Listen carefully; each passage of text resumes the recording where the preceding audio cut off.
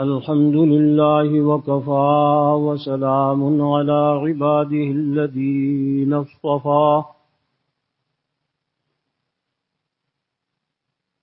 خصوصا على سيد الرسل وخاتم الأنبياء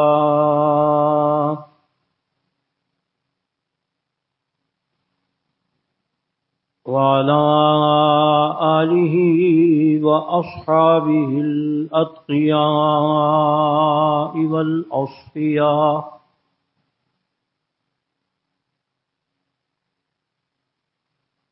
الذين هم خلاصة العرب العرباء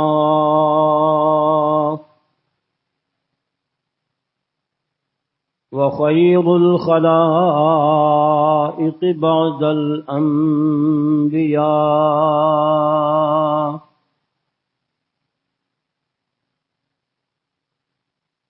أما بعد فأعوذ بالله من الشيطان الرجيم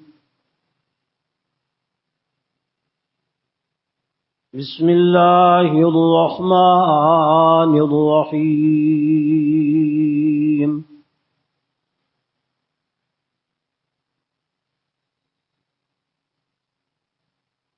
لقد رضي الله عن المؤمنين إذ يبايعونك تحت الشجرة فعلم ما في قلوبهم وأثابهم فتحا قريبا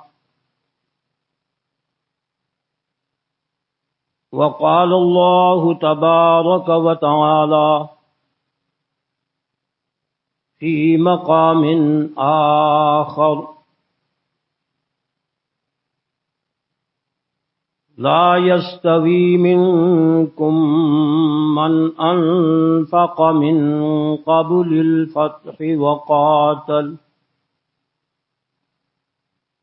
أولئك أعظم درجة من الذين أنفقوا من بعد وقاتلوا وكلا وعد الله الحسنى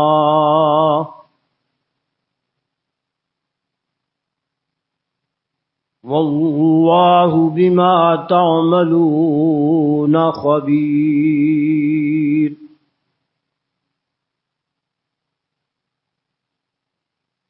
وقال الله تبارك وتعالى في مقام آخر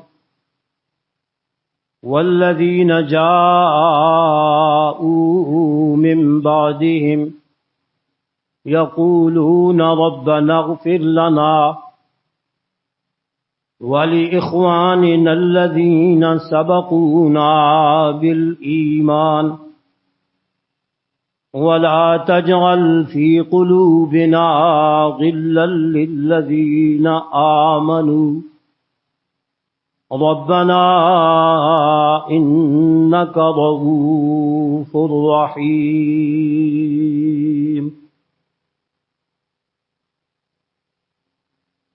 سبحان ربك رب العزة عما يصفون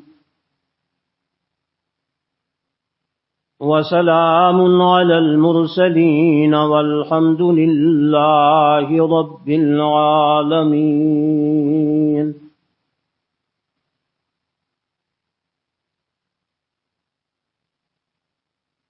قال رسول الله صلى الله عليه وسلم لا تسبوا أحدا من أصحابي فلو أن أحدكم أنفق مثل أحد ذهبا ما بلغ مد أحدهم ولا نصيفه وقال رسول الله صلى الله عليه وسلم الله الله في أصحابي لا تتخذوهم غرضا من بعدي فمن أحبهم فبحبي أحبهم ومن أبغضهم فببغضي أبغضهم ومن آذاهم فقد آذاني ومن آذاني فقد آذى الله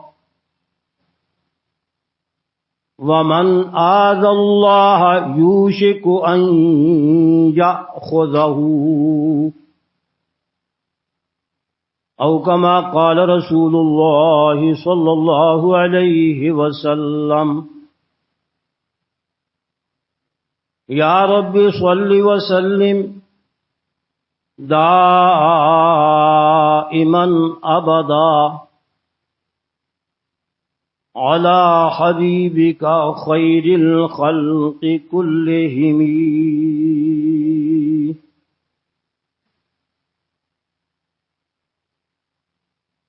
یہ غازی یہ تیرے پر اسرار بندے، یہ غازی یہ تیرے پر اسرار بندے، جنہیں تو نے بخشا ہے ذوق خدائی، جنہیں تو نے بخشا ہے ذوق خدائی، دو نیم ان کی ٹھوکر سے صحرا و دریا، سمٹ کر پہاڑ ان کی ہیبت سے رائی، سمٹ کر پہاڑ ان کی ہیبت سے رائی، شہادت ہے مطلوب و مقصود و مومن، نہ مال غنیمت نہ کشور کشائی۔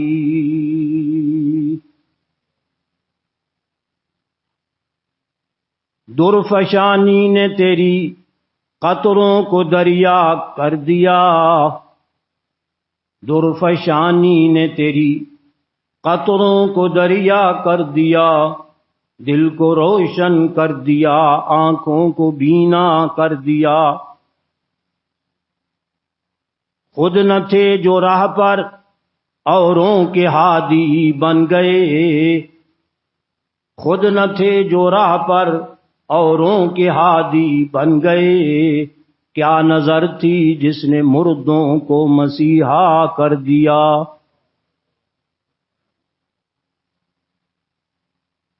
واجب الاحترام، قابل صد احترام بزرگوں، بھائیوں، دوستوں، عزیزوں، نوجوانوں، محرم الحرام کا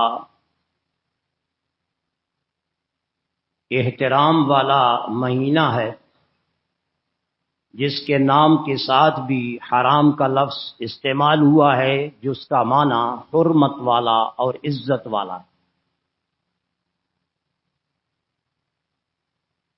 اور بھی مہینے جن کی تعداد قرآن منہا اربعۃ حرم، اللہ نے خود قرآن پاک کے اندر ان 4 مہینوں کا ذکر فرمایا ہے جن کو اللہ نے باقی مہینوں پر فضیلت اور عظمت عطا فرمائی ہے۔ ان میں سے پہلا مہینہ محرم الحرام، ذی الحجہ کا مہینہ، اس سے پہلے ذی القعدہ کا مہینہ، اور اب یہ محرم کا مہینہ، یہ تینوں ثلاث متوالیات۔ حدیث میں آتا ہے رسول اللہ صلی اللہ علیہ وسلم نے فرمایا کہ یہ حرمت والے 3 مہینے لگاتار اور مسلسل ہیں، ذی القعدہ، ذی الحجہ اور پھر محرم، اور چوتھا مہینہ رجب کا ہے، عزت والے مہینوں میں سے۔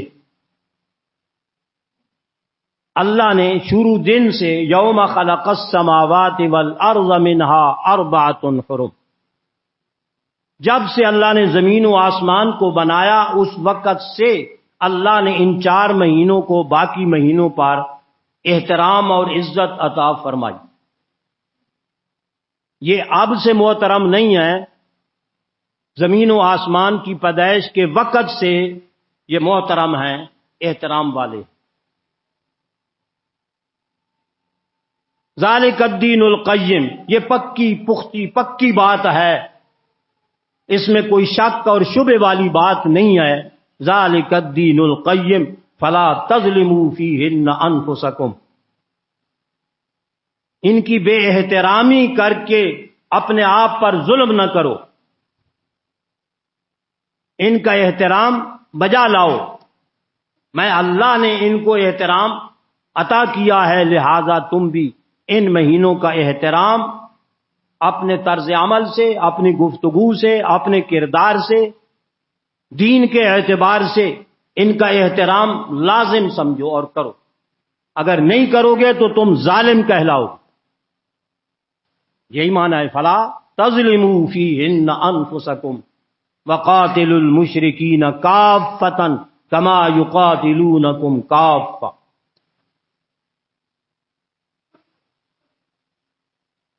اس لیے میں یہ عرض کر رہا ہوں، کچھ لوگوں کے ذہن میں کیا، اچھے خاصے پڑھے لکھے سمجھدار قسم کے مسلمانوں کے ذہنوں کے اندر یہ بات ہے کہ ان مہینوں کو جو احترام ملا ہے وہ سیدنا حسین رضی اللہ تعالی عنہ کی شہادت کی وجہ سے ملا. بالکل ترتیب الٹ دی. یوں تو کہہ سکتے ہیں میں اور آپ، ہر مسلمان کہہ سکتا ہے کہ آپ کی شہادت کو فضیلت اور عظمت حاصل ہوئی اس مہینے میں ہونے کی وجہ سے. یہ نہیں کہہ سکتے کہ محرم کو احترام ملا اس شہادت کی وجہ سے. دونوں میں فرق ہے. ان کو احترام تو پہلے سے ملا ہوا تھا، یہ واقعہ صدیوں بعد واقعہ ہوا. اس واسطے میں نے قرآن پاک کی آیت آپ کے سامنے پڑھ کر سنائی ہے کہ اللہ نے ان مہینوں کو احترام شروع دن سے ہی عطا فرمایا ہے. حضرت حسین رضی اللہ تعالیٰ عنہ کی شہادت ہو یا کسی اور بڑے بزرگ کی شہادت ہو، اس کی شہادت کی وجہ سے ان مہینوں کو احترام نہیں ملتا، البتہ ان کی شہادت کو فضیلت مل جاتی ہے کسی فضیلت والے مہینے میں ہونے کی وجہ سے.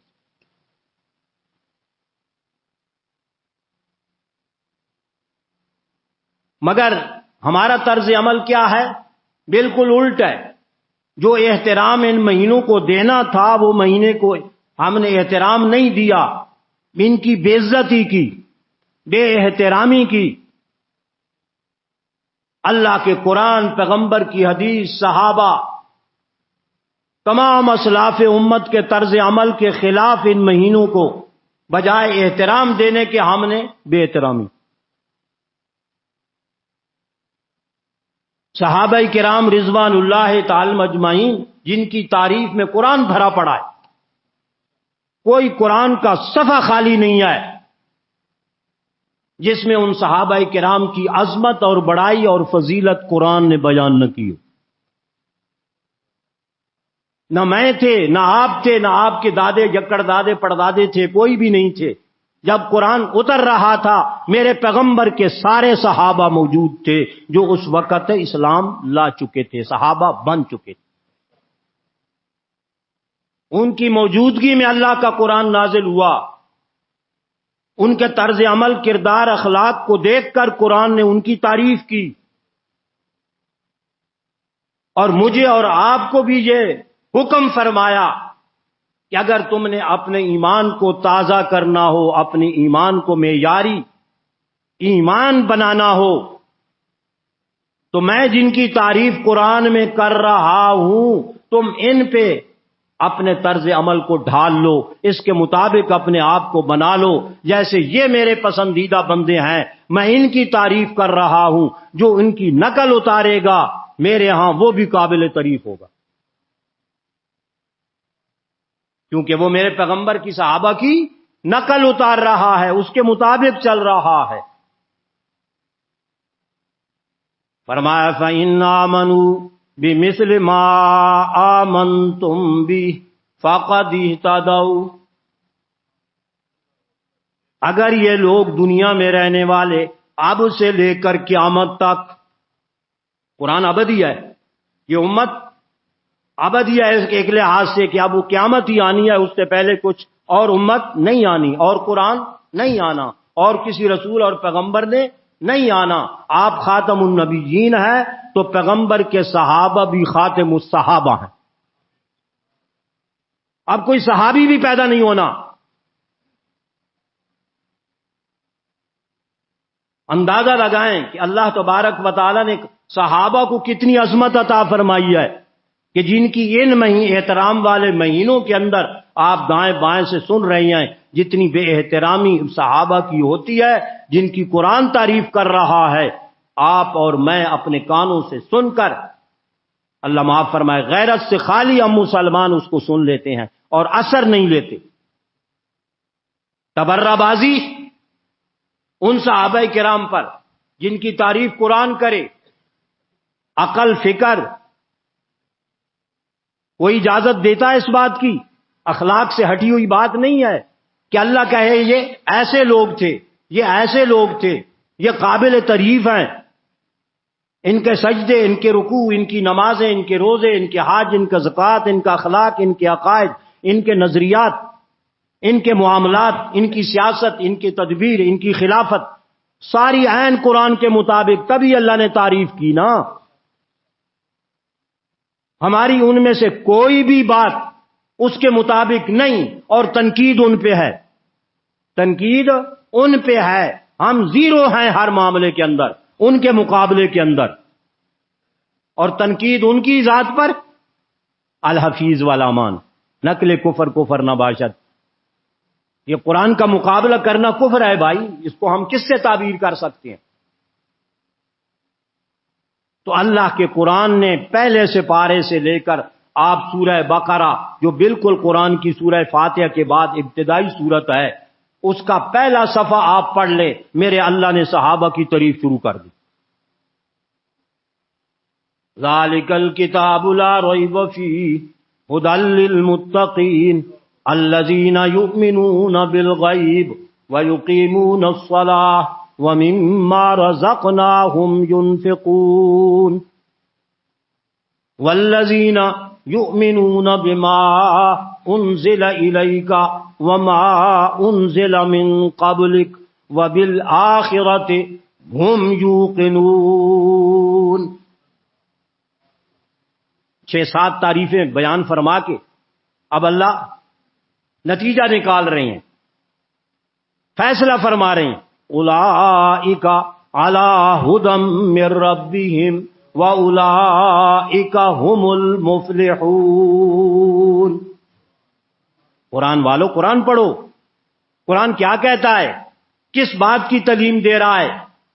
کن کی نقل اتارنے اور ان کی صفات اپنے اندر پیدا کرنے کی قرآن مجھے اور آپ کو دعوت دے رہا ہے کہ آؤ، کہ اگر تم اپنے آپ کو مسلمان کہتے ہو تو ان صفات کو اپناؤ جو میرے پیغمبر کے صحابہ کی یہ صفات. پہلے متقین کا فتویٰ لگا دیا کہ یہ سارے متقی اور پرہیزگار ہیں، اور پرہیزگاروں کی صفات یہ ہوتی ہیں، پرہیزگاروں کی صفات یہ ہوتی ہیں جو میں اللہ بیان کر رہا ہوں، اور یہ ساری صفات ان کے اندر موجود ہیں اس واسطے کہ یہ ہدایت یافتہ ہیں. اب جو ان کو گمراہ کہے گا، جو ان کو فاسق کہے گا، آپ خود سمجھیں کہ وہ قرآن کی اس آیت کے خلاف کر رہا ہے یا نہیں کر رہا. اولئک علی ھدی من ربہم. ہائے کاش کہ ہم عربی گرامر سے تھوڑے بہت واقف ہوتے تو لفظ اعلیٰ کی ہم تعبیر صحیح طرح بیان کر سکتے. یہ ہدایت پر گویا سوار ہیں. علی ھدی، علی علو سے ہے، یوں سمجھ لو. استعلاء اس کو بولتے ہیں ہمارے عربی گرامر کے اندر. علی استعلاء کے لیے ہوتا ہے، کسی چیز کی بلندی کو، بڑھتری اور بڑائی کو ظاہر کرنے کے لیے. یعنی ہدایت ان سے باہر نہیں ہے، ہدایت انہی کے اندر ہے. اولئک علی ھدی من ربہم. وَأُولَئِكَ هُمُ الْمُفْلِحُونَ. یہ دنیا میں ان کا کردار ہدایت والا بیان ہوا، اور اولئک هم المفلحون آخرت میں ان کا نتیجہ اللہ نے بیان کیا ہے کہ آخرت میں یہی لوگ کامیاب ہوں. اس ہدایت کی بدولت، ان صفات کی بدولت جو میں اللہ نے ان کی یہاں بیان کی ہیں، وَأُولَئِكَ هُمُ الْمُفْلِحُونَ. تفسیروں میں لکھا ہے کہ فلاح ایک ایسا لفظ ہے عربی زبان میں جو دین اور دنیا کی ساری نعمتوں اور کامیابیوں کو شامل، دین دنیا اور آخرت کی ساری کامیابیوں اور ساری نعمتوں کو فلاح کا لفظ شامل ہے. دیکھ لو تفسیریں. وَأُولَئِكَ هُمُ الْمُفْلِحُونَ اس کا مطلب یہ ہے کہ دینی اور دنیاوی ساری نعمتیں اور کامیابیاں ان پیغمبر کے صحابہ کے لیے ہیں. دنیا دیکھ لو تب بھی، آخرت کا نتیجہ دیکھ لو تب بھی فلاح پانے والے، مکمل خدا کی نعمتوں کو جنت میں حاصل کرنے والے پہلے نمبر پر پیغمبر کے صحابہ ہیں.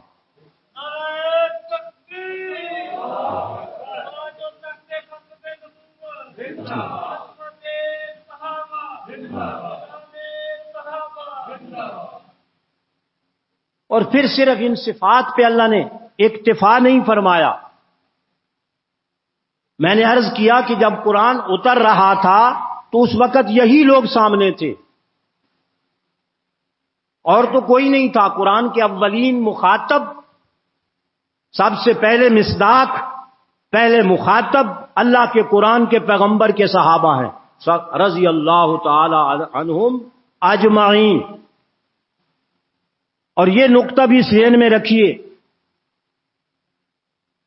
کہ اللہ تبارک و تعالی نے کسی ایک صحابی کا نام لے کر یہ تعریفیں نہیں فرمائیں. مجموعہ صحابہ کی جو بھی تھے، جو بھی آپ کے اوپر اس وقت ایمان لائے، جن کی صحابیت ثابت ہوتی ہے، ان سب کی یہ تعریف قرآن کر رہا ہے. یہ نہیں کہ فلاں کے اندر یہ صفت ہے اور فلاں میں نہیں ہے، فلاں ایسی صفات والا تھا، فلاں ایسی صفات والا تھا. قرآن میں کہیں بھی یہ تقسیم نہیں ہے. ان کی فضیلت اور عظمت کے لحاظ سے تو ہے. جیسے میں نے آیت مبارکہ پڑھی، لا یستوی منکم من انفق من قبل الفتح وقاتل، کہ سارے صحابہ ایک جیسے نہیں ہیں، ان کی آپس کے اندر فضیلت اور عظمت ایک دوسرے پر ہے، مگر بعد والے لوگوں کے ساتھ مقابلہ نہیں. بھائی صحابہ کا صحابہ کے ساتھ مقابلہ ہوگا، صحابہ کا غیر صحابہ کے ساتھ مقابلہ نہیں ہوگا، نہیں ہوگا. اور ہم مقابلہ کر رہی ہیں، اپنے کردار عمل کو، عقیدے کو نہیں دیکھتے، شرک کفر کو نہیں دیکھتے، اور ان کے اوپر فتویٰ بازی، ان کے اوپر سب و شتم، ان کے اوپر اعتراض، ان کے اوپر تنقید. تو یہ مقابلہ نہیں تو کیا ہے ہی غلط. صحابہ کا صحابہ سے تقابل ہوگا، انبیاء کا انبیاء سے تقابل ہوگا. تلک الرسل فضلنا بعضهم على بعض منهم من کلم اللہ ورفع بعضهم درجات وَلَقَدْ فَضَّلْنَا بَعْضَ النَّبِيِّينَ عَلَى بَعْضٍ وَآتَيْنَا دَاوُودَ زَبُورًا. ہم نے دین کو ایک تماشا سمجھا ہوا ہے. بھائی دین کا صحابہ بہت بڑا حصہ ہے، بلکہ یوں کہہ لو کہ صحابہ سارے دین کی بنیاد ہیں. بنیاد، اگر قرآن بنیاد ہے تو جن کی تعریف قرآن کر رہا ہے وہ بھی دین کی بنیاد ہیں. اگر صحابہ کی نفی ہوگی، ان پر اعتراض ہوگا، پورے قرآن پر اعتراض ہوگا. یاد رکھو، پورے دین پر اعتراض ہوگا، کیونکہ صحابہ نے قرآن کو نقل کیا، صحابہ نے احادیث کو نقل کیا، صحابہ نے پیغمبر علیہ الصلوۃ والسلام کے اعمال کو آگے نقل کیا، منتقل کیا میرے اور آپ تک. ہم نے وہ زمانہ نہیں پایا، نہ تابعین نے پایا، نہ تبع تابعین نے پایا، نہ اسلاف امت نے پایا، نہ چاروں فقہا نے پایا. محدثین مفسرین سب بعد کی پیداوار ہیں. اس وقت سب سے پہلے پیغمبر کے صحابہ. انبیاء معصوم ہیں گناہوں سے، صحابہ معصوم ہے تنقید سے. صحابہ تنقید سے پاک ہیں. ان پر تنقید نہیں ہو سکتی. انبیاء گناہ ہو سکتے ہیں، مگر اللہ تعالیٰ نے جہاں ان کے گناہوں کا ذکر کیا، ہمارے شیخ القرآن حجت اللہ فی الارض وہ جھوم جھوم کر کہتے تھے کہ ایک آیت مجھے بتا دو کہ جہاں صحابہ کی کسی معمولی کا قرآن نے تذکرہ کیا ہو، ساتھ معافی کا اعلان نہ کیا ہو. اللہ نے اسی وقت معاف کر دیا ان کی کوتاہی غلطی کو، اور تم آج بھی اس کو اچھالتے پھرتے ہو. شرم کرو، حیا کرو. تم امت محمدیہ ہو جن کی تعریف محمد مصطفیٰ صلی اللہ علیہ وسلم کر رہا ہو، اللہ کا قرآن کر رہا ہو، ایک دوسرے کے وہ تعریفیں کر رہے ہوں، ایک دوسرے سے بغل گیر ہو رہی ہوں، اور خود قرآن ان کے بارے میں فرماتا ہو رحماء بینہم اشداء علی الکفار، کافروں پر تو بڑے شدید اور سخت مگر آپس میں انتہائی رحم دل. اشداء علی الکفار رحماء بینہم. اب کو ان کی جنگیں، ان کے قتال، ان کی لڑائیاں، ان کا تذکرہ اعتراض کے طور پڑے تو قرآن کی اس آیت کا منکر ہے بے ایمان. رحماء بینہم، اس پہ نظر رکھو، اس کا معنی ترجمہ پڑھو، بار بار پڑھو کہ آپس میں رحیم و کریم تھے. اللہ عالم الغیب ہیں کہ نہیں؟ اللہ کے لیے کوئی زمانہ ہے؟ یہ انسانوں کے لیے زمانے ہیں، ماضی، حال، مستقبل. اللہ کے لیے کوئی زمانہ نہیں ہے. اللہ مستقبل کے حالات کو بھی ویسے جانتے ہیں جس طرح کے ماضی کے حالات کو، حال کے زمانے کو. یہ میں عرض کر رہا ہوں کہ زمانے انسانوں کے لیے ہیں، مخلوق کے لیے ہیں، اللہ کے لیے کوئی زمانہ نہیں. میں بتانا یہ چاہتا ہوں کہ اللہ نے کیوں اعلان فرمایا اگر بعد میں انہوں نے جنگیں کرنی تھی. ان کی جنگیں بعد میں ہوئی ہیں، قرآن پہلے نازل ہوا ہے. اختلاف بعد میں ہوئے، اللہ نے معافی کا اعلان پہلے. ابھی انہوں نے وہ گناہ غلطی کی نہیں بقول تمہارے، ابھی تو ان کو گناہ سامنے ہی نہیں آیا، اللہ نے پہلے سے فرما دیا رضی اللہ عنہم ورضوا عنہ، رضی اللہ عنہم ورضوا عنہ. آپ حضرت قاضی صاحب سے بہت نئے نئے نکتے سنتے رہتے ہیں، میں غریب سے بھی ایک سن لو. انبیاء علیہ الصلوۃ والسلام کا نام مبارک آئے آپ سارے جانتے ہیں تو کیا بولا جاتا ہے جی؟ علیہ الصلوۃ والسلام.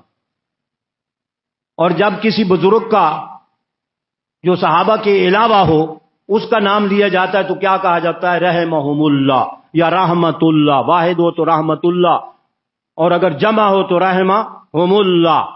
اللہ ان کے اوپر رحم فرمائے، اللہ ان کی کوتاہیاں غلطیاں معاف فرمائے، اللہ ان کے درجات بلند کرے. یہ رحمہ اللہ کے یہ سارے معنی شامل ہیں. لیکن صحابہ کرام کے لیے کون سا لفظ استعمال ہوا؟ رضی اللہ عنہم. ہم آپ یہی لفظ استعمال کرتے ہیں، مگر انبیاء کے لیے علیہم السلام کا ان کے نام کے ساتھ کسی نبی کے ساتھ یہ نہیں آیا.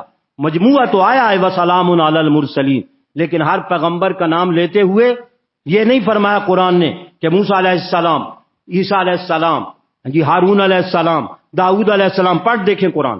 الحمدللہ قرآن کا حافظ ہوں. مجھے تو نہیں پتا کہ کسی نبی کا نام لے کر قرآن نے یا علیہ السلام ساتھ کہا ہو. پورا قرآن پڑھ دیجئے. ویسے اللہ کے بندوں پر، انبیاء پر سلامتی قرآن نے نازل کیا ہے مجموعی لحاظ سے، وہ میں پہلے کہہ چکا ہوں. سلام علی المرسلین، سارے پیغمبروں پر اللہ کی طرف سے سلامتی ہو. قل الحمد للہ وسلام علی عبادہ الذین اصطفیٰ اللہ خیر اما یشرکون.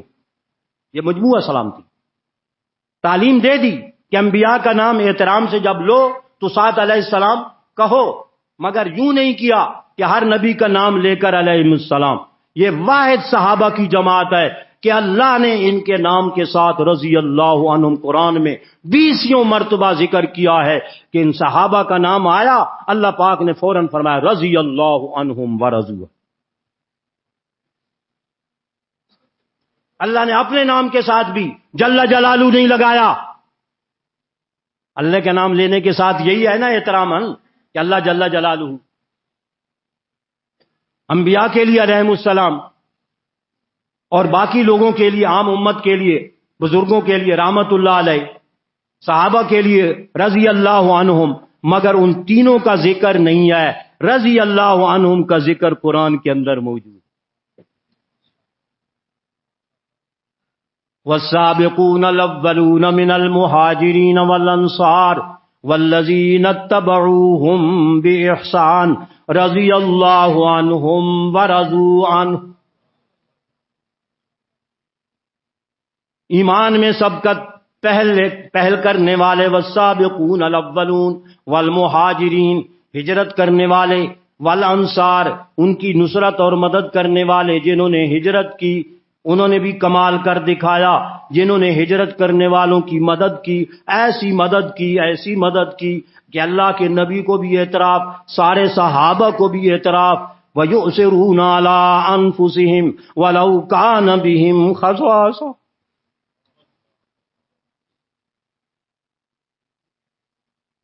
ایسا ایثار، ایسی قربانی، ایسا اخلاص دکھلایا کہ اپنے ماں باپ پر، اپنی اولادوں پر، اپنی بیویوں پر، ان آنے والے مہاجرین کی ایسی مدد کی کہ جناب ان کو پیچھے چھوڑ دیا، ان مہاجرین کی خدمت آگے کر دی۔ ان کے باغات، کسی کے 2 باغ تھے تو پورا 1 باغ ہی اپنے ساتھی کے لیے وقف کر دیا، اس باغ میں جو آمدن ہو ساری تیری۔ کسی بیچارے کے پاس اگر 2 درخت ہی تھے کھجور کے، 1 درخت اس کو دے دیا، 1 درخت خود۔ کچھ بھی نہیں تھا، تازہ مزدوری کی، جو مزدوری سے شام کو ملا وہ کسی مہاجر کو دے دیا۔ دنیا میں ایسی مثال نہیں ملتی۔ یہ ان پیغمبر کے صحابہ میں جو پیغمبر کے تربیت یافتہ تھے، وہ میرے اور آپ کے تربیت یافتہ نہیں تھے کہ میں اور آپ اعتراض کرنے بیٹھ جائیں۔ یہ منہ اور مسور کی دال، ہمیں اعتراض کرنے کا کوئی حق ہی نہیں۔ اعتراض سے بچانے کے لیے میں نے قرآن پاک کی آیت پڑھی۔ اللہ پاک فرما رہے ہیں، سورہ الحشر شریف ہے، 28واں پارہ ہے، اللہ پاک فرما رہے ہیں والذین جاءوا من بعدہم یقولون ربنا اغفر لنا ولاخواننا الذین سبقونا بالایمان۔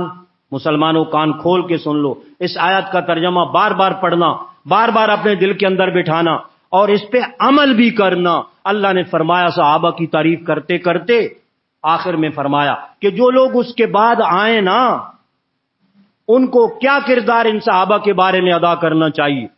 قرآن نے پہلے یہ ہدایت دے دی، تعلیم کر دی۔ اللہ کو پتا تھا، اللہ عالم الغیب تھے، اس کو پتا تھا کہ میرے پیغمبر کے صحابہ پہ تنقید لوگوں نے کرنی ہے، اعتراض کرنی ہے۔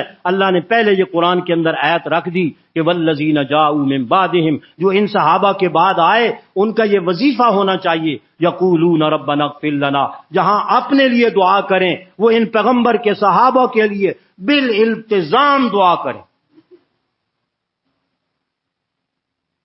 بالالتزام دعا کریں، اپنی دعا اور ان کے لیے دعا الگ نہ کریں، جہاں اپنے لیے دعا مانگیں ان کے لیے بھی دعا مانگیں۔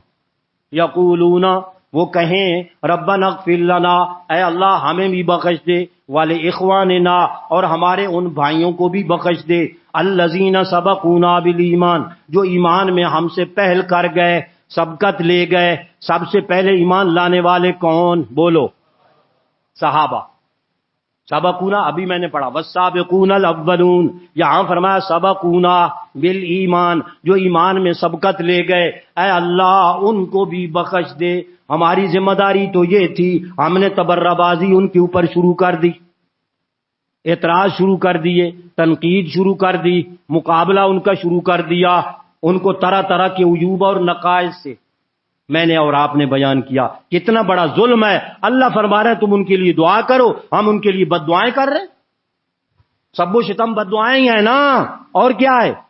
معاذ اللہ لعنت کرنا، برا بھلا کہنا، گالیاں بکنا، ان کے بارے میں یہ کہنا کہ وہ قرآن انہوں نے صحیح نہیں پہنچایا تھا، اصلی قرآن تو کوئی اور تھا، معاذ اللہ یہ قرآن ہی انہوں نے سارا بدل دیا، معاذ اللہ، نقل کفر نہ باش۔ والذین جاؤوا من بعدہم، یاد رکھنا حوالہ سورہ حشر 28واں پارہ، کوئی لمبی چوڑی نہیں ہے، یہ پہلے رکوع کا آخری آیت مبارکہ ہے جو میں پڑھ رہا ہوں۔ والذین جاؤ، جو لوگ اس کے بعد آئیں، من بعدہم، ان صحابہ کے بعد، یقولون، وہ کہتے رہیں، یہ فعل مضارع ہے، فعل مضارع میں حال اور مستقبل دونوں زمانہ ہوتے ہیں، اس کا مطلب یہ ہے کہتے رہیں کہتے رہیں کہتے رہیں کہتے رہیں، جب بھی کوئی دعا کریں اس میں اپنی دعا میں ان کو شامل کریں۔ فعل جاری ہے، کیونکہ میں آ جا رہا ہوں، آپ 10 سال کے بعد پیدا ہو رہی ہیں تو فعل جاری، معنی یہ کریں یہ کہتے رہیں ان کے لیے، دعائیں کرتے رہیں، یقولون، کہتے رہیں، ربنا، اے ہمارے رب، اغفر لنا، ہمیں بھی بخش دے، والے اخواننا، اور ہمارے ان بھائیوں کو بھی بخش دے۔ اللہ نے پیار اور محبت کی وجہ سے کہ ان کے ساتھ پیار کرو، یہ تمہارے بڑے بھائی تھے، ورنہ نسبی طور پہ تو ہم صحابہ کے بھائی نہیں ہیں نا بھائی، ہم تو بہت بعد کے۔ یہ پیار اور محبت کے انداز میں قرآن نے کہا یہ کوئی بگانے نہیں ہیں، تمہارے بھائی ہیں، انہوں نے تمہارے لیے دین اسلام کی بڑی خدمات پیش کی ہیں، تم تک دین پہنچایا، وہ تمہارے محسن ہیں، اور محسن کی ناشکری کرنا بڑی نمک حرامی ہے۔ محسن کی ناشکری کرنا، ناقدری کرنا بڑی نمک حرامی ہے، کہ جو تبرہ بازی کرتے ہیں وہ صحابہ کی نمک حرامی کر رہے ہیں۔ سبقونا بالایمان ولا تجعل فی قلوبنا، اگلی آیت کا حصہ سنیں۔ اے اللہ، ان کے بارے میں ہمارے دلوں میں اگر کوئی کھوٹ ہو، اگر کوئی بغض ہو، اگر کوئی حسد ہو، اگر کوئی اعتراض ہو، اگر ان کے بارے میں کوئی کسی قسم کی کمی اور کوتاہی کا ہمارے دل کے اندر ایسا کوئی خیال بھی ہو، لا تجعل فی قلوبنا غلا، غل ہر کھوٹ کو کہتے ہیں، ہر مخالفت کو کہتے ہیں، ہر بغض کو کہتے ہیں، ہر گالی اور بکواس کو کہتے ہیں۔ لا تجعل فی قلوبنا، اے اللہ ہمارے دلوں میں اگر ان کے بارے میں کوئی برا خیال ہو، کھرچ کے اے اللہ اس کو ختم کر دے۔ تو مالک ہے، تو قادر ہے، ہمارے دلوں سے اس بغض اور حسد کو نکال سکتا ہے، ہم اپنے آپ نہیں نکال سکتے، لیکن اگر تو نکالنے پہ آ جائے تو ان صحابہ کرام کے بارے میں بغض حسد تو سارا نکال سکتا ہے۔ لا تجعل فی قلوبنا غلا للذین آمنوا ربنا انک رؤوف الرحیم، اے ہمارے پروردگار آپ تو بڑے مہربان رحیم و کریم ہیں، یا اللہ ان کو بھی معاف فرما، ہمیں بھی معاف فرما، ہمارے دلوں میں ان کے بارے میں اگر کوئی بدجانتی، کوئی خیانت، کوئی لوٹ کھسوٹ، کسی کوتاہی کی نسبت ہم ان کی طرف کر رہے ہوں، یا اللہ اسے ہمیں معاف فرما، ہمیں نسبت کرنے کی توفیق نہ دے، ہماری زبانیں گونگی کر دے، دل و دماغ ہمارے معوف کر دے اگر ہم اس کے خلاف کریں تو۔ اگر وہ بددعائیں مل رہی ہیں ان صحابہ کرام کی، جو لوگ دوسرے کاٹا گری کے ہیں، اللہ معاف فرمائے، اللہ معاف فرمائے، نہ دنیا میں ان کا کوئی حشر ہے، نہ آخرت کے اندر ہی ان کا کوئی بہت بڑا حشر ہوگا، بہت بڑا ہوگا۔ یہ تو مرنے کے بعد ہی پتہ چلے گا، دنیا میں تو ہر ایک دعویٰ کرتا ہے صراط مستقیم پر میں ہوں، مگر قرآن کی کسوٹی پر جب میرے اور آپ کے ایمان کو، طرز عمل کو پرکھا جاتا ہے تو وہاں کوئی ترتا ہے، سارے ڈوب جاتے ہیں۔ کسوٹی قرآن ہے، اللہ نے اپنے قرآن کو میزان قرار دیا ہے، جس طرح تکڑی ترازو پر آپ ایک چیز کو تولتے ہیں، کھرا کھوٹا، زیادہ یا کم نظر آ جاتا ہے، پتہ لگ جاتا ہے، اسی طرح اللہ کے قرآن کا عقیدہ، اللہ کے قرآن کا عمل جو صحابہ کے بارے میں قرآن نے بتایا، اس پہ پرکھو اپنے ایمان کو، اپنے طرز عمل کو، پتہ لگ جائے گا کہ تم کتنے پانی میں ہو اور صحابہ کتنے پانی میں تھے۔ اللہ نے بتا دیا کہ وہ سب زبردست پانی میں تھے، کہ انہوں نے سارے دین کو اپنایا، ساری صفات اپنے اندر پیدا کی، کوئی صفت ایسی نہیں تھی، یاد رکھیں، اسلام والی، دین والی، ایمان والی، جو میرے پیغمبر کے صحابہ میں صفت کے طور پہ نہ ہو۔ اور ہمارے اندر اگر صفتیں کسی میں 1 ہے، 2 ہے، کسی میں 4 ہیں، 5 ہیں، 6 ہیں، ٹھیک ہے، پوری صفات پر اترنے والے کون ہیں؟ صحابہ کرام، کیونکہ اللہ نے پورے قرآن میں ان کی مختلف صفات کو ذکر کیا، کہیں کوئی صفتیں 5-6 ذکر کر دیں، پھر 5-6 کسی اور جگہ پر ذکر کر دیں، پھر 5-6-7 کسی اور سپارے کے اندر سورت کے اندر ذکر کر دیں، اول سے لے کر آخر تک جتنی صفات ایمان والوں کی قرآن نے بیان کی ہیں، اللہ کی قسم کھا کر کہتا ہوں وہ سب سے پہلے صحابہ پر فٹ آتی ہیں۔ ينقضون عہد اللہ یوفون بالنذر ویخافون یوما کان شرہ مستطیرا۔ یہ ساری جتنی قرآن کے اندر نعمتوں کا ذکر ہے نا کہ جنت میں پہنچنے والے لوگوں کو یہ نعمتیں ملیں گی، وہ آپ کو پہلے ملیں گی کہ پہلے صحابہ کو؟ پہلے ایمان وہ لائے تھے کہ آپ پہلے وہ لائے تھے؟ دین کے لیے اتنی خدمات انہوں نے سر انجام دی یا میں نے اور آپ نے؟ انہوں نے سر انجام دی۔ دین کو ہم تک پہنچایا دیانت امانت کے ساتھ انہوں نے یا ہم نے؟ انہوں نے۔ وہ ہمارے اسلاف ہیں، اصل اسلاف ہیں ہی وہ۔ یہاں بھی لوگوں نے بڑی غلطی کھائی ہے کہ آج سے قبل جو پیدا ہوا ہے اس کو وہ اسلاف بنا لیتے۔ بھائی ان میں غلطی کا امکان ہے، ان میں غلطی کا امکان نہیں ہے۔ بعد میں جتنا مرضی بڑا بزرگ ہو اس میں کوئی نہ کوئی کمی کوتاہی ہو سکتی ہے، اس بات کے قائل بنو۔ کوئی معصوم نہیں ہے، ہر ایک سے غلطی کا امکان ہے، میرے سے بھی، قاضی صاحب سے بھی، کسی اور سے بھی، بڑے سے بڑے ولی اور بزرگ سے غلطیاں ہوتی ہیں اور ہوتی ہیں اور ہو رہی ہیں اور ہوتی رہیں گی، مگر بے عیب ذات ایک اللہ کی یا انبیاء علیہم الصلوۃ والسلام۔ واللہ یعصمک من الناس، اللہ نے خود حفاظت کا وعدہ فرمایا کہ میں لوگوں سے تمہیں معصوم کر کے رکھوں، جو لوگوں میں غلطیاں کوتاہیاں ہوں گی میں آگ کے قریب نہیں آنے دوں گا۔ اللہ نے پیغمبروں کو یہ تسلی دی اس بات کی۔ اس لیے میرے بھائیوں، اس لیے محرم الحرام میں ہم صحابہ کی تعریف بیان کرتے ہیں کہ دائیں بائیں سے ان کی تنقید ہوتی ہے، تنقید ہوتی ہے، تبرہ بازی ہوتی ہے، تو ہمارا حق بنتا ہے ہم ان کی نعمت حرامی کرنے کی بجائے حلالی نعمت کا کردار ادا کریں، ہم ان کی تعریفیں کریں، لوگوں کو بتائیں کہ ان کا شجرہ نسب اتنا بڑا اونچا ہے، ان کا خاندان اتنا بڑا ہے، ان کی صفات یہ تھیں، قرآن ان کی یہ تعریف کرتا ہے، تو ہم قرآن نہ بیان کریں؟ اس پر زبان بندی ہے، یہ دستور زبان بندی ہے کیسا تیری محفل میں، یہاں تو بات کرنے کو ترستی ہے زبان میری۔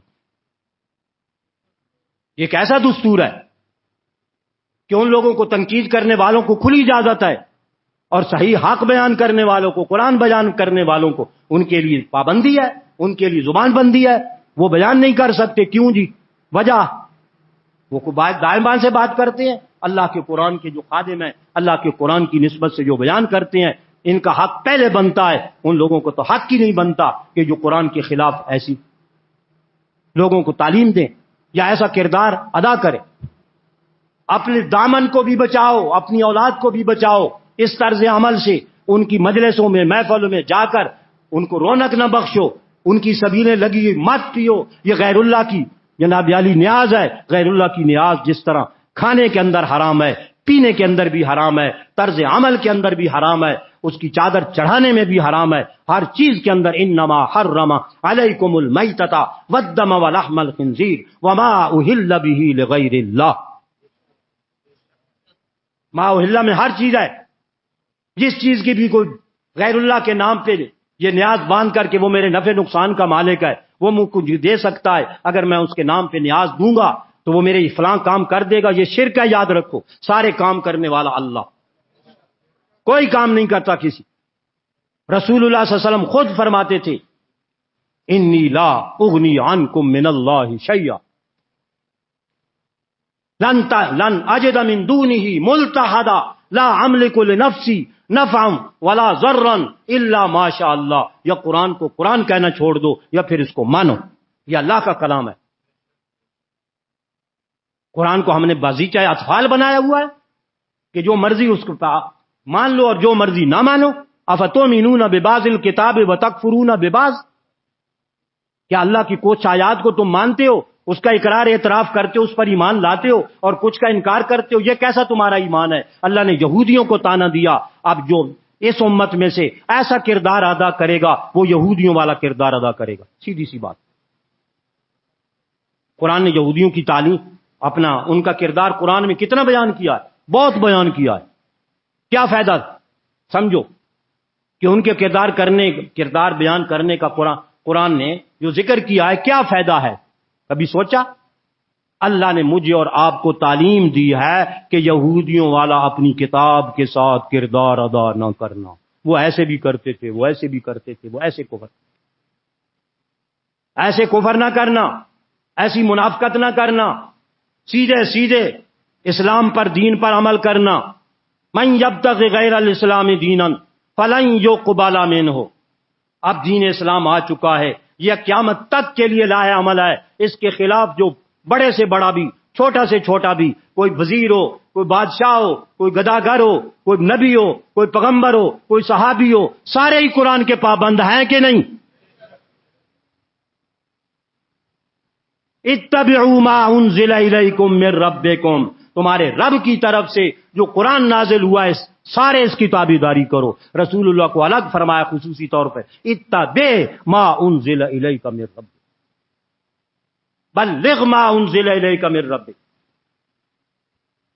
ہم نے مرضی کا اسلام بنایا ہوا ہے، مرضی کے اسلام سے بات نہیں بنے گی. کامیابی تب ہوگی کہ اسلام اس طرح اپنائیں گے جس طرح قرآن نے بیان کیا، جس طرح پیغمبر کے صحابہ نے عمل کر کے مجھے اور آپ کو دکھلایا، اسلام پر پوری طرح عمل کیا، ایسا فٹ فاٹ کہ میرے اللہ نے تعریف کی. اولئک هم المہتدون، اولئک هم المفلحون، اولئک هم المؤمنون حقا. پکے چھکے ٹھکے ایمان والے ہیں تو یہ ہیں، پکے ٹھکے ایمان والے اگر ہیں تو یہ ہیں. اولئک هم المؤمنون حقا لهم درجات عند ربهم ومغفرۃ ورزق کریم. نعمتوں کا اللہ کوئی ٹھکانہ ہی نہیں ہے، نعمتیں ہی نعمتیں ان کے لیے بیان کر رہا ہے. ایک اور آخری بات، ٹائم قریب ہے، ذکر کر کے ختم کرتا ہوں. میں نے جو عرض کیا کہ اللہ نے قرآن پاک کے اندر صحابہ کے بیان کے ساتھ رضی اللہ عنہ کا لفظ انبیاء کے ساتھ علیہ السلام نہیں لگایا، اپنے نام کے ساتھ جل جلالہ نہیں لگایا. دیگر بزرگوں کا تذکرہ جو قرآن میں آیا، حضرت لقمان کا، حضرت مریم کا، ان کا رحمہ اللہ ساتھ نہیں کہا، لیکن صحابہ کرام کے لیے رضی اللہ عنہم کا لفظ سینکڑوں جگہ تو نہیں لیکن 20 جگہ آپ کو یہ نظر آئے، جس کا معنی یہ بنتا ہے کہ میں اللہ ان سے راضی ہوں گا یا ہو گیا؟ سوچ کے بولو، میں ان سے ہوں گا راضی، یہ معنی ہے ہو گیا ماضی. غلطیاں بعد میں، رضا پہلے. غلطیاں کوتاہیاں بعد، جس کا تذکرہ تم کرتے ہو. ہم تو نہیں کرتے الحمدللہ، ہم تو ان کی تعریف ہی تعریف کرتے ہیں، ہم تو اس کو گناہ سمجھتے ہیں. ان کی کوتاہیوں کو تذکرہ کرنا ہی گناہ سمجھتے ہیں، نہیں کرنی چاہیے. بس ان کا معاملہ تلک امۃ قد خلت لہا ما کسبت ولکم ما کسبتم ولا تسألون عما کانوا یعملون.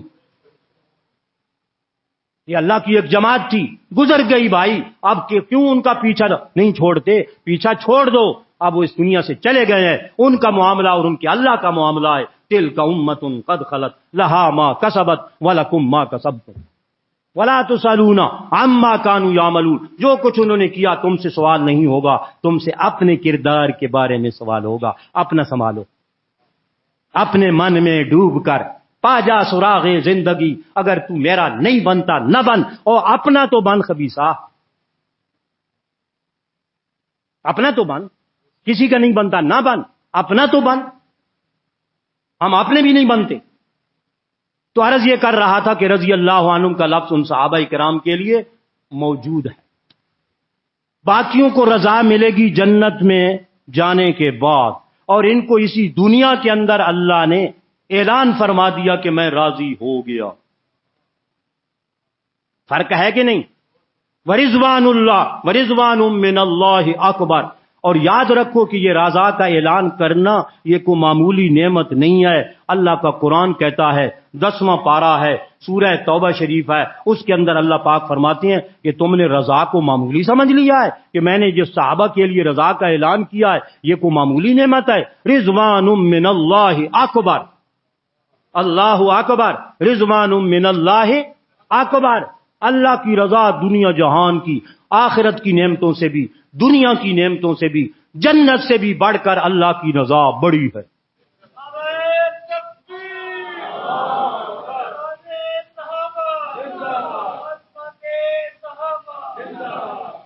ہم قرآن سے ادھر ادھر نہیں جاتے، حدیث سے ادھر ادھر نہیں جاتے. ابھی میرا سینہ بھرا ہوا ہے الحمدللہ صحابہ کی تعریف سے. میں نے تو وہ حدیث مبارکہ کبھی ترجمہ ہی نہیں کیا، خالی ترجمہ ہی بیان کر کے ختم کرتا ہوں. رسول اللہ صلی اللہ علیہ وسلم نے فرمایا میرے صحابہ میں سے کسی ایک کو بھی برا نہ کہو. لا تسبوا احدا من اصحابی. کیوں؟ فلو ان احدکم، اگر تم میں سے جتنے بھی بڑے بڑے عمل کرنے والے، جبہ و دستار والے، پیر اور بزرگ، محدث اور مفسر، ان کا نام لو نا. میں تو اور آپ تو کچھ بھی نہیں ہے نا. جن کی کوئی فضیلت معاشرے میں ہے ان کا نام لیا جائے نا صحابہ کے مقابلے میں.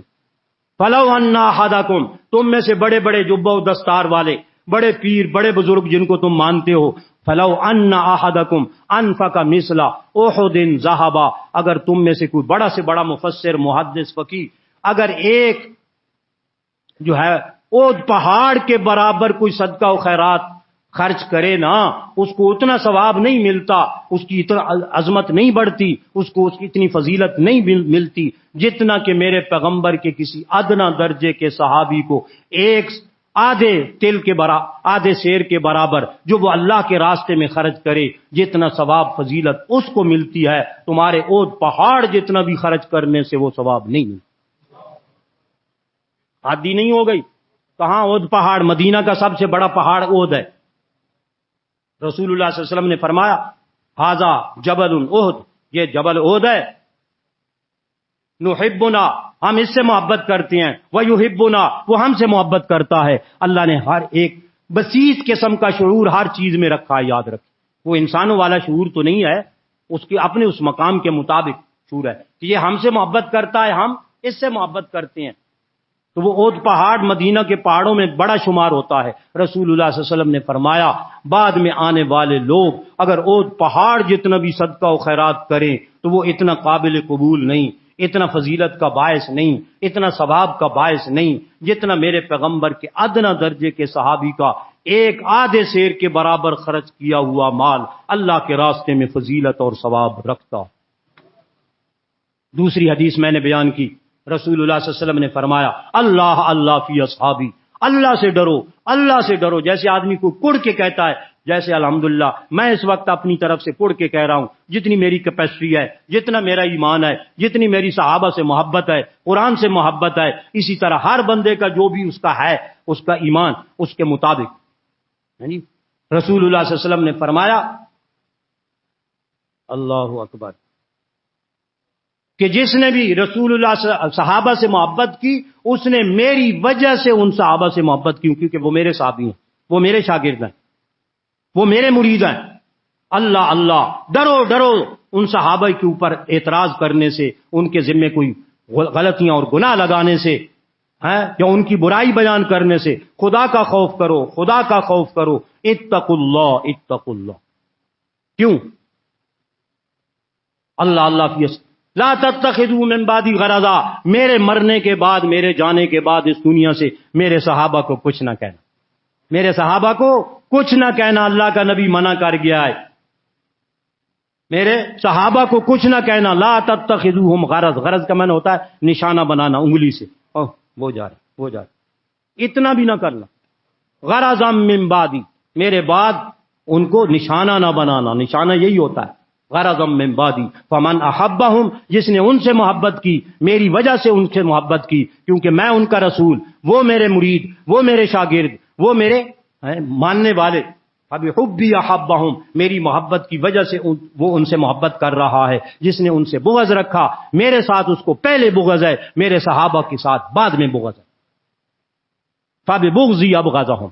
اور آگے رسول اللہ نے فرمایا کہ من آذاہم، جو ان کی سب و شتم کر کے، برائی کر کے، جو ایذا اور تکلیف ان کی طرف منسوب کرے گا یا ایذا ان کو پہنچائے گا گالی دے کر، بک بک کر کے، یا کو برا بھلا کہہ کر، تو جو آدمی ان کو برا بھلا کہے گا وہ گویا مجھے ایذا اور تکلیف پہنچا رہا ہے، وہ ان کو نہیں. من آذاہم فقد آذانی ومن آذانی فقد آذ اللہ. جس نے مجھے تکلیف پہنچائی، میں اللہ کا پیغمبر اور رسول ہوں، کو معمولی تو نہیں ہوں، تمہارا نبی ہوں، اس نے گویا مجھے تکلیف پہنچائی، اور جس نے مجھے تکلیف پہنچائی اس نے اللہ کو تکلیف پہنچائی. کہ وہ اللہ کی ہدایت یافتہ جماعت ہے، تعریف یافتہ جماعت ہے.